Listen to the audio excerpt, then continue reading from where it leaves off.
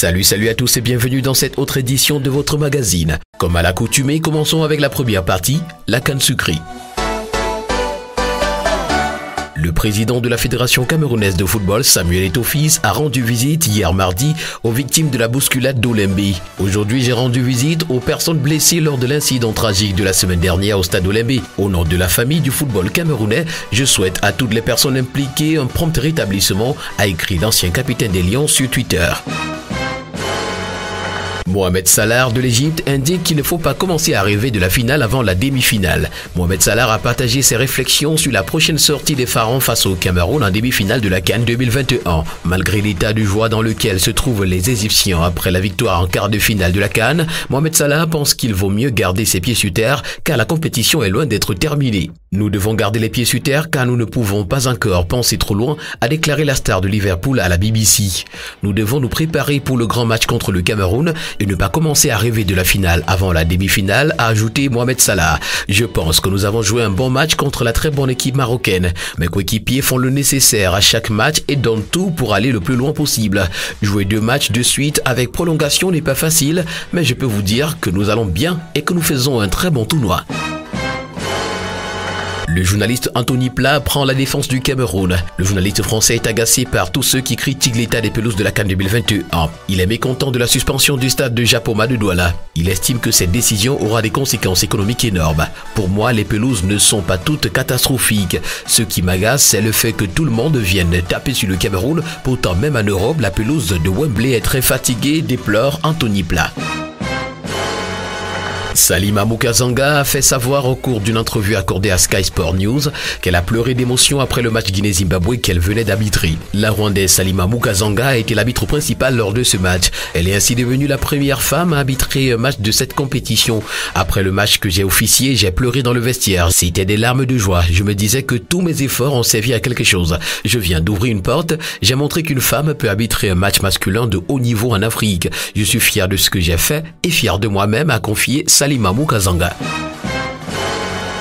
C'est terminé avec la première partie de ce magazine. Place maintenant à la deuxième, la canne amère.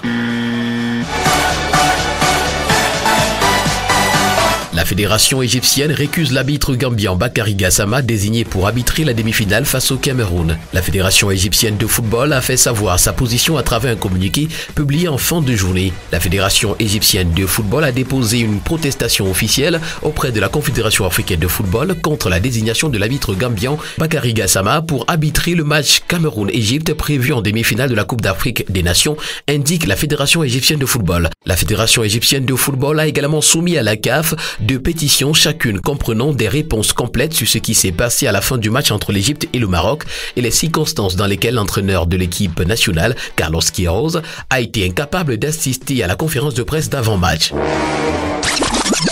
Le sélectionneur du Sénégal, Aliou Cissé, a viré un membre du staff des Lions de la Teranga. Ce dernier est un Égyptien et les 2 pays vont s'affronter au mois de mars dans le cadre des barrages pour le mondial. Le vainqueur du match aller-retour sera alors parmi les 5 nations à représenter l'Afrique au Qatar. Le Sénégal avait un Égyptien dans ses rangs, Moustapha Harmouni, qui n'est autre que l'analyste vidéo des Lions de la Teranga. Dans une interview à On Time Sport TV, Mouni a donné plus de détails sur cet épisode malheureux. Après mon départ de l'équipe féminine égyptienne en janvier 2021, j'ai contacté le sélectionneur du Sénégal, Aliou Cissé, avec qui j'ai une forte amitié, et il m'a proposé de travailler dans le staff pour l'actuelle Coupe d'Afrique des Nations. Mais après le résultat du tirage au sort de la Coupe du Monde, Aliou Cissé m'a fait savoir lors d'une rencontre amicale qu'il serait difficile pour moi de continuer avec le staff technique et m'a limogé, d'autant plus que j'avais auparavant travaillé en Égypte et longtemps avec l'équipe féminine. Je l'ai compris et accepté, surtout que je suis très fidèle à mon pays et comme mon travail consiste à analyser les performances de l'adversaire avec les rapports et les vidéos, je ne pouvais donc pas aider le Sénégal contre mon pays. Le défenseur des Pharaons, Ahmed Egazi, souffre d'une déchirure au tendon de l'adducteur. Pilier de la défense des Pharaons, il est forfait pour le reste de la CAN 2021. Suite à sa blessure face au Maroc, les radiographies montrent que le taulier de la sélection égyptienne souffre d'une rupture du tendon au niveau de l'adducteur. Un gros coup dur pour l'équipe qui devra continuer la CAN 2021 sans sa tour de contrôle. Devenu tristement célèbre après son sifflet chaotique lors du match Tunisie-Mali à la CAN 2021, l'arbitre zambien Gianni Sikazwe s'est enfin expliqué sur ce qui lui est arrivé le jour du match. L'arbitre zambien explique qu'il a été victime d'un coup grave de chaud qui aurait pu lui être fatal. Au micro du média L'équipe, le Zambien revient sur cet épisode. Il faisait très chaud avec un taux d'humidité terrible, plus de 80%. J'ai commencé à perdre mes repères, j'étais confus et je ne me rendais compte de rien. Je n'entendais plus mes assistants qui m'ont dit qu'ils essayaient de me parler, de m'aider car ils voyaient que quelque chose n'allait pas. À l'hôpital, ils ont appelé ça un coup de chaud, mais ça aurait pu être bien plus grave. À 5 minutes près, je pouvais tomber dans le coma, m'ont-ils dit. J'aurais pu rentrer dans un cercueil, car c'était très dangereux ce qui s'est produit. Ma chance, c'est que je suis en bonne santé, a estimé l'arbitre. Voilà qui met un terme à cette autre édition de votre magazine Cannes sucrée, Cannes amère. Merci d'avoir été à l'écoute et vive la CAN au Cameroun.